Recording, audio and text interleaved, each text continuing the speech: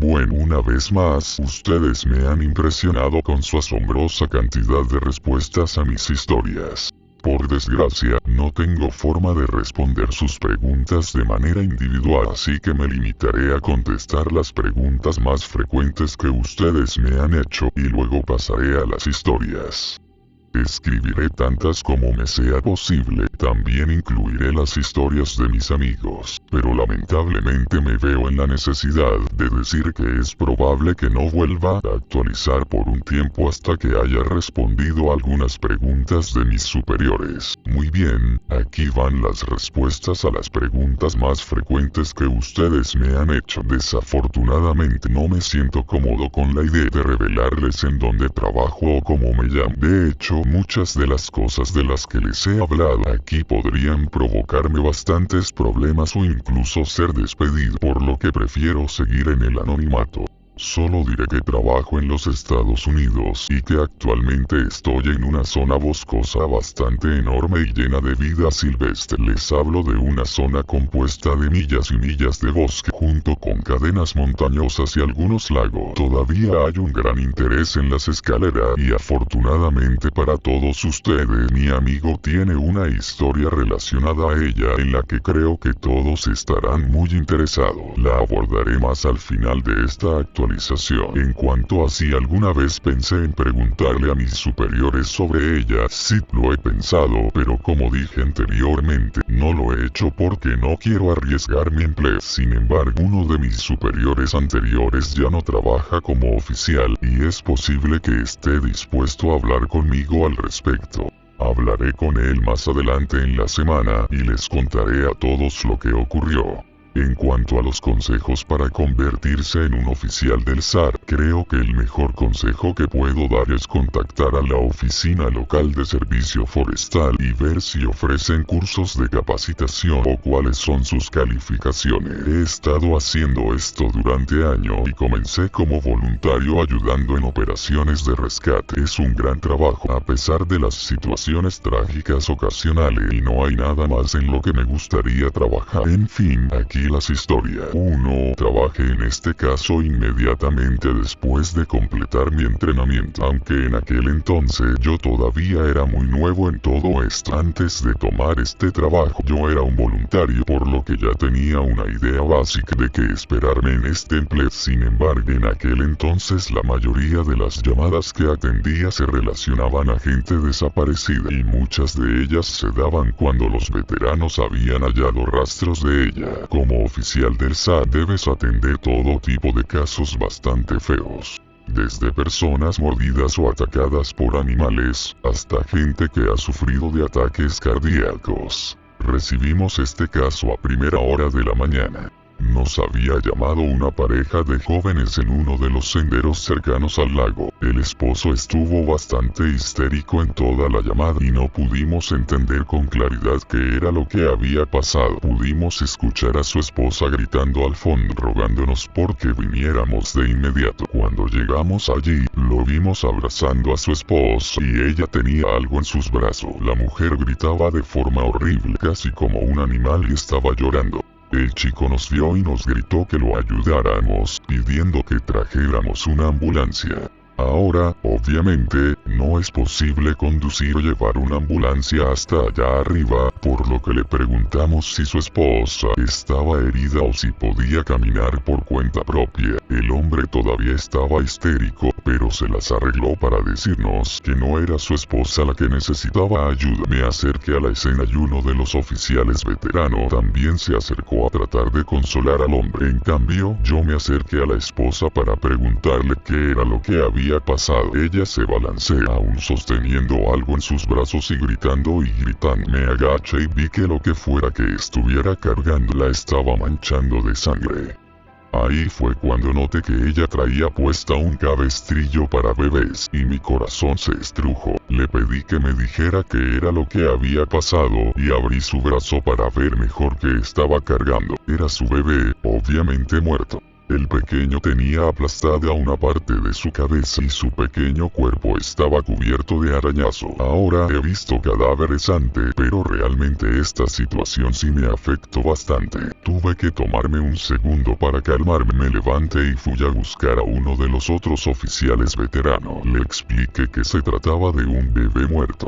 Él me dio un par de pequeños golpecitos a mi hombro y me dijo que no me preocupara, que él se encargaría del caso. Nos llevó más de una hora lograr que esta mujer nos dejara ver a su hijo. Cada vez que tratábamos de quitárselo, ella se daba vuelta y nos decía que no podíamos llevarnos, que él estaría bien si la dejábamos en paz y que estaba segura de que el bebé se recuperaría, que solamente debíamos dejarla ayudarlo. Pero eventualmente uno de los veteranos logró calmarla y ella nos dio el cuerpo. Llevamos al bebé al área de emergencia, pero cuando aparecieron los entes nos explicaron que nunca hubo esperanza alguna de salvar al pequeño. Había muerto instantáneamente por el trauma en su cabeza. Fui buen amigo de una de las enfermeras, atendió al niño y a los padres en el hospital, y ella me contó luego qué era lo que había pasado. Resulta que la pareja había estado caminando con el bebé en el cabestrillo, y se detuvieron porque el niño estaba inquieto. El padre sacó al niño del cabestrillo y lo abrazó, estando parado cerca de un pequeño barranco que hay en el camino. La madre se acercó para estar junto a su esposo, pero sin saberlo, caminó sobre un trozo de tierra húmeda y se resbaló. Ella cayó sobre el padre y este dejó caer al niño. El bebé terminó cayendo a una altura de 20 pies y acabó chocando contra el suelo rocoso en el fondo del barranco. El padre bajó y recuperó al niño, pero el bebé cayó de cabeza, por lo que ya estaba muerto cuando el papá llegó. El bebé tenía solo unos 15 meses de edad. Fue un accidente totalmente extraño, una serie de eventos que se unieron en el peor resultado posible. Esta ha sido probablemente una de las llamadas más horribles en las que he estado. 2. Realmente, en todo mi tiempo trabajando como oficial del SAT no he tenido muchos casos relacionados a ataques o mordidas de animales, principalmente debido a que no hay muchos animales salvajes en el área. Si bien hay osos en la zona, estos tienden a permanecer bastante lejos de la gente y los avistamientos son muy poco comunes. La mayoría de los animales que uno ve son mamíferos pequeños como coyotes, zorros y mofetas. Sin embargo, los animales que sí vemos con mucha frecuencia son alces. Y déjenme decirles que por más animalista que yo sea, los alces son animales totalmente desagradables. Ellos persiguen todo lo que se mueva y por cualquier motivo, y ojalá Dios se apiade de ti si es que te metes con una hembra y su cría. Una de las llamadas más chistosas en las que he estado ha sido una de un hombre que fue perseguido por un alce macho totalmente musculoso y que acabó acorralado en un árbol. Nos tomó casi una hora bajarlo, y cuando finalmente tocó tierra firme otra vez, él me miró y me dijo: "Carajo, eso estuvo cerca, esa cosa era enorme". No es realmente una historia escalofriante, pero aún me río de ese incidente. 3. Honestamente, no sé cómo fue que me olvidé de esta historia, pero ha sido lo más terrorífico que me ha sucedido hasta ahora, al punto que he tratado de olvidarme de ella como sea posible. Supongo que por eso no la recordé inmediatamente. Como alguien que pasa literalmente todo su tiempo estando metido en el bosque, no me puedo permitir asustarme por cosas como estar solo o quedarme atrapado en medio de la nada. Es por ese motivo que cuando uno tiene una experiencia como esta, uno trata de olvidarse de ella y de seguir adelante. Esto ha sido, hasta la fecha, el único incidente que realmente me hizo cuestionarme si este trabajo era el indicado para mí.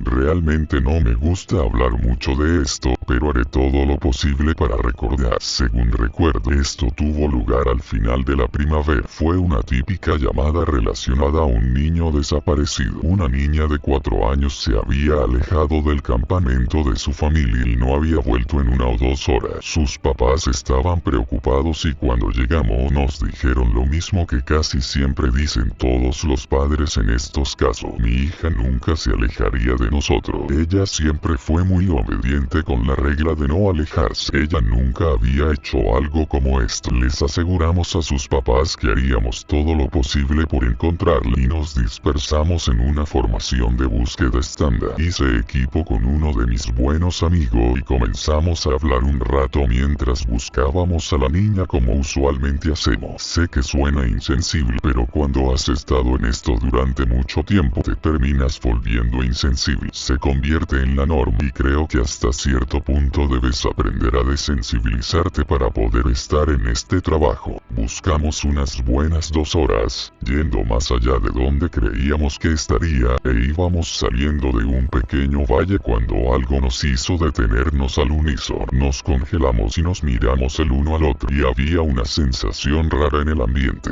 Era casi como la sensación que uno tiene cuando un avión se está despresurizando. Los oídos casi se me salieron y tenía esta sensación rara de haber caído desde unos 3 metros de altura. Estaba por preguntarle a mi amigo si había sentido lo mismo, pero antes de poder hacerlo, escuché el sonido más jodidamente fuerte que he escuchado en toda mi vida. Se oía casi como un tren de carga viajando a toda velocidad, pero el ruido parecía venir de todas direcciones, incluso parecía provenir por encima y debajo de nosotros. Mi amigo trató de gritarme algo, pero no lo escuché a causa de este ruido ensordecedor. Comprensiblemente asustado, miramos a nuestro alrededor, tratando de encontrar la fuente del sonido, pero ninguno de nosotros vio nada.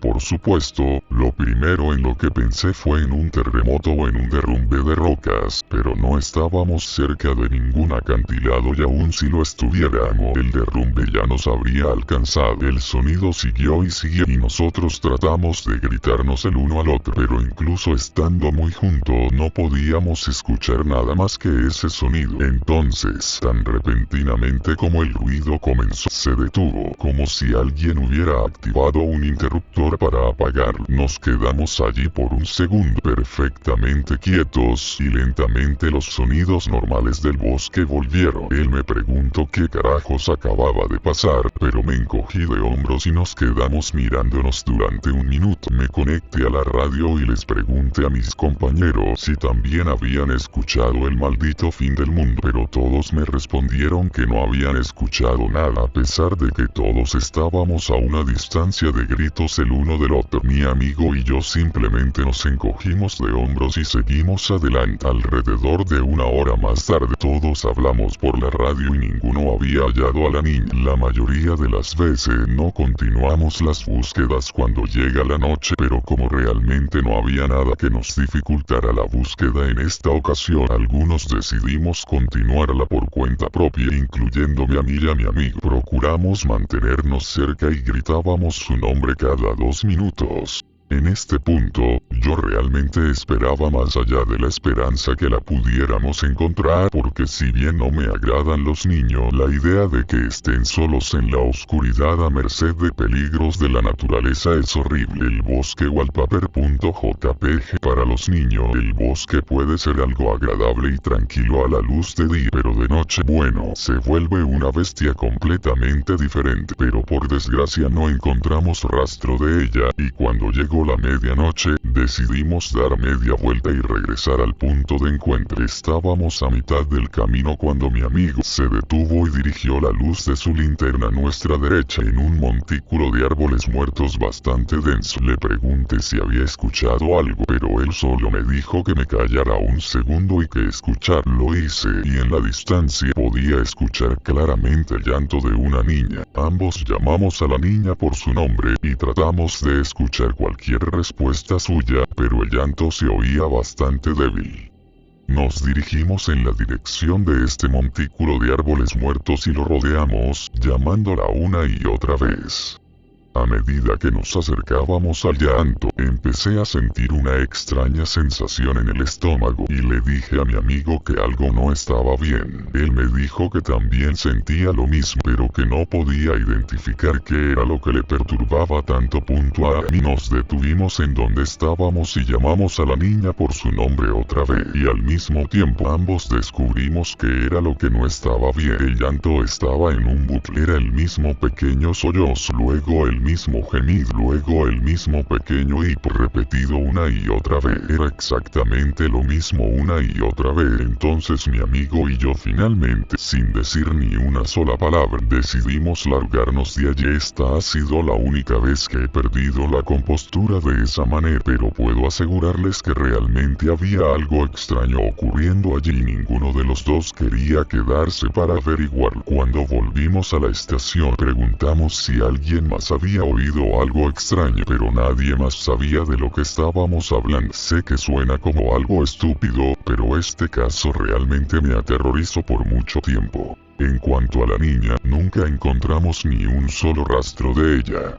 Hasta el día hoy seguimos buscándola a ella y a todas las personas que no hemos encontrado, pero francamente dudo que alguna vez la hallemos. De todas las llamadas relacionadas a personas desaparecidas que he recibido, solo un puñado han resultado en una desaparición completa. Con esto me refiero a que no encontramos ni cuerpo ni rastros de la persona, aunque a veces encontrar un cuerpo solo lleva a más preguntas que respuestas. Estos son algunos de los cuerpos que hemos encontrado que se han vuelto infames en nuestro historial de gente desaparecida. Un adolescente cuyos restos fueron hallados casi un año después de su desaparición. Encontramos la parte superior de su cráneo, 2 huesos de sus dedos y su cámara a casi 40 millas de donde fue visto por última vez. La cámara, por desgracia, fue hallada destruida. La pelvis de un anciano que había desaparecido un mes antes.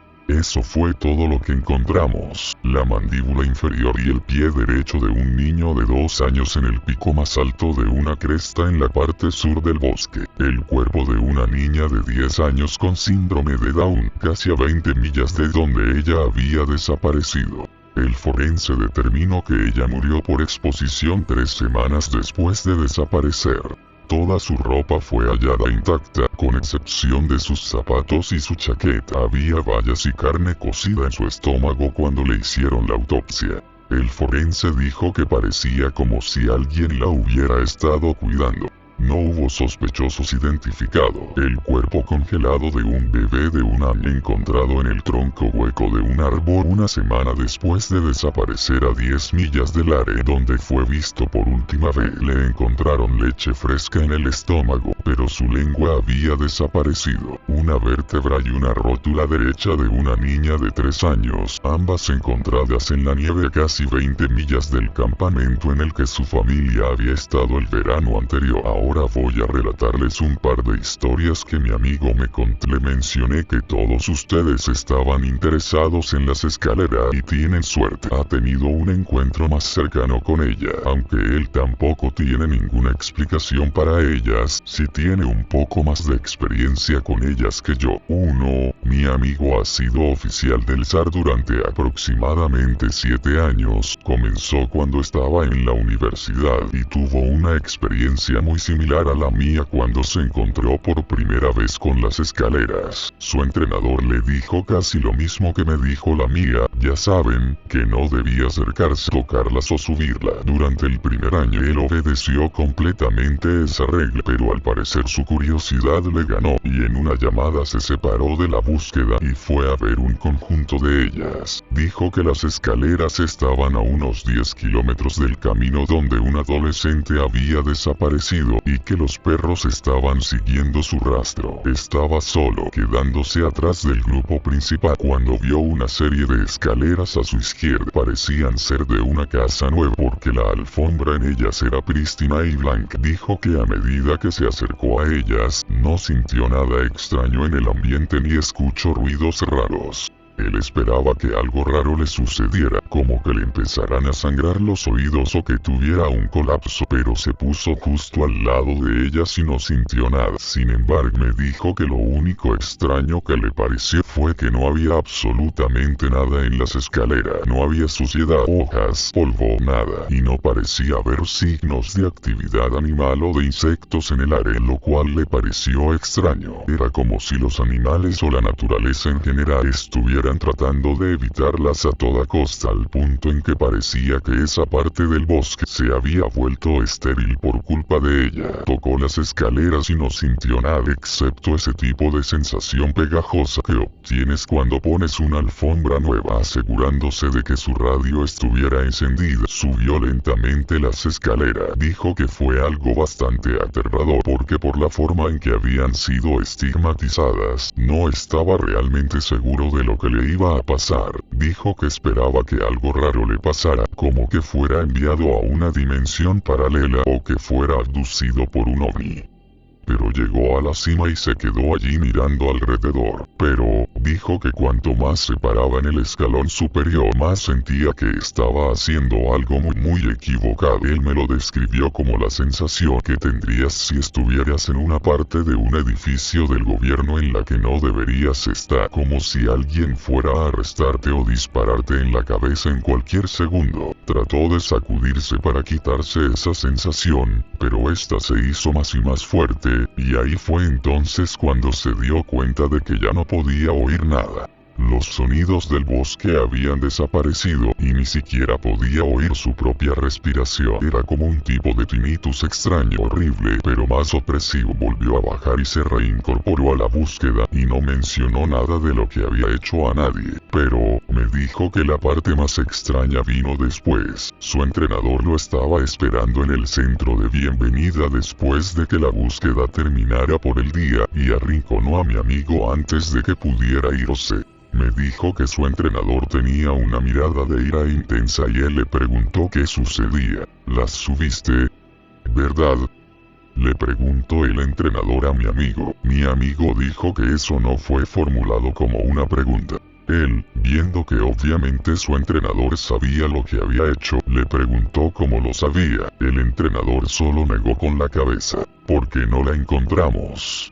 Los perros perdieron su rastro. Mi amigo preguntó qué tenía que ver eso. El entrenador le preguntó cuánto tiempo había estado en las escaleras y mi amigo dijo que no más de 1 minuto. El entrenador le dio una mirada realmente horrible, casi muerta, y le dijo que si alguna vez volvía a subir otra escalera, sería despedido inmediatamente.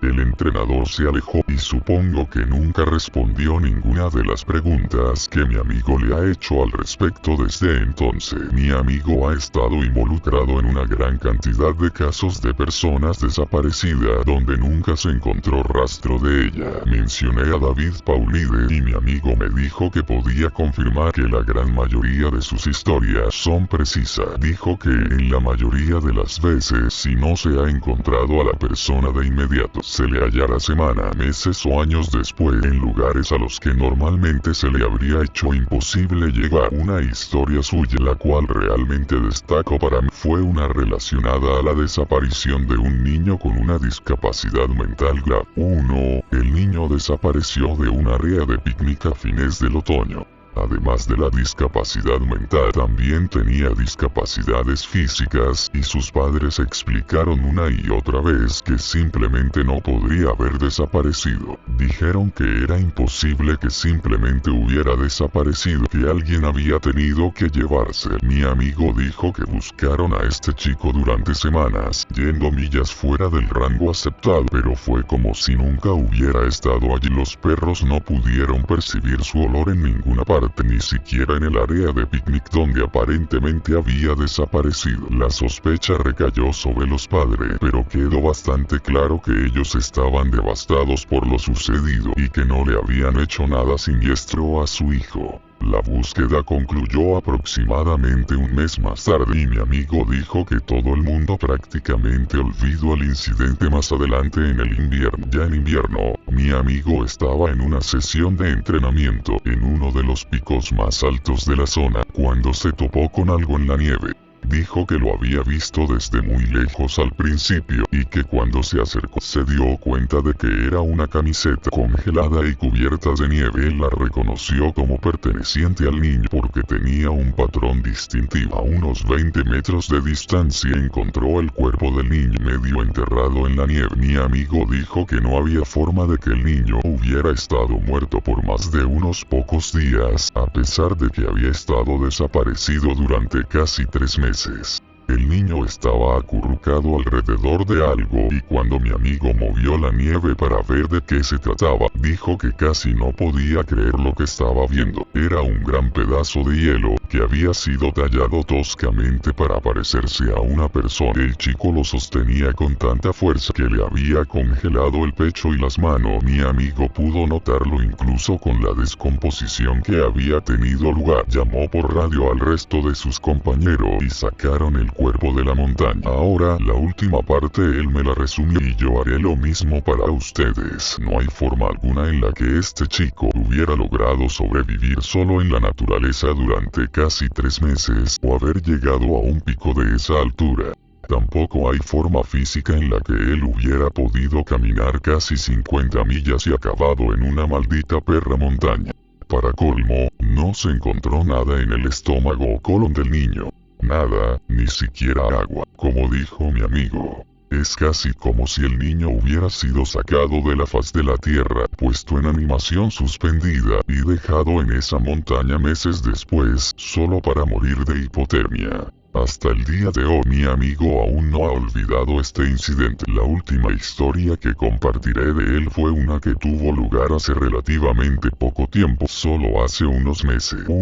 Mi amigo estaba haciendo una caminata de reconocimiento para buscar leones de montaña y pumas. Esto debido a que los informes de avistamientos habían aumentado en los últimos días. Uno de nuestros trabajos como oficiales del SAR es explorar las áreas donde se han visto a estos animales para que si se encuentran en la zona podamos advertirles a las personas y cerrar esos senderos. Mi amigo estaba solo en una parte muy boscosa del parque. Ya estaba anocheciendo, cuando de repente, escuchó lo que parecía ser una mujer gritando a una distancia lejana. Ahora, un dato interesante que quizás algunos de ustedes sabrán es que los gritos de un puma se escuchan casi similar a los gritos de una mujer siendo brutalmente asesinada. Sí, es algo perturbado, pero no es nada extraño. Mi amigo llamó a sus compañeros a través de la radio y les informó que había escuchado a un y que caminaría un rato más por allí para ver si podía averiguar en dónde comenzaba su territorio. Escuchó al puma gritar un par de veces más, siempre desde el mismo lugar, y determinó el área aproximada del territorio del felino. Él estaba a punto de regresar cuando oyó otro grito, esta vez a solo unos metros de él. Por supuesto, él se asustó y comenzó a caminar a un ritmo mucho más rápido, porque lo último que una persona quiere es encontrarse con un maldito puma y morir devorado. Cuando finalmente llegó a uno de los caminos principales y comenzó a regresar a la base, los gritos lo siguieron, y él comenzó a correr.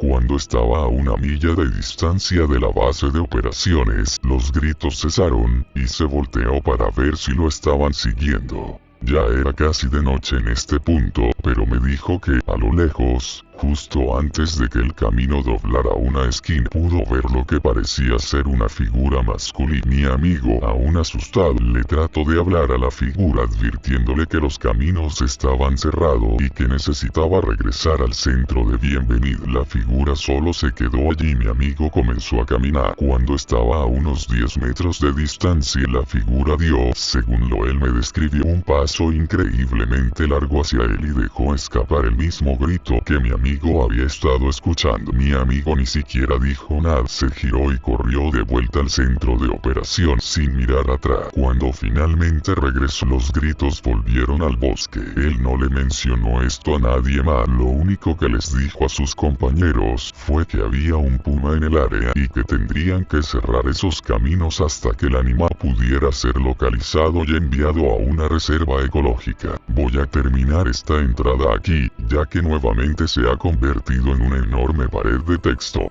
Voy a ir a una operación de capacitación anual mañana por la mañana, así que me iré hasta la próxima semana. Me reuniré con muchos antiguos entrenadores y amigos que trabajan en otras áreas del parque y preguntaré por todas las historias que quieran compartir. Estoy tan feliz de que ustedes hayan estado interesados en mis historias y una vez que haya regresado de esta operación continuaré compartiéndolas. Suscríbete para más historias de terror, likea y comparte con el amigo más miedoso que tengas. Buenas noches y ten cuidado, está detrás de ti.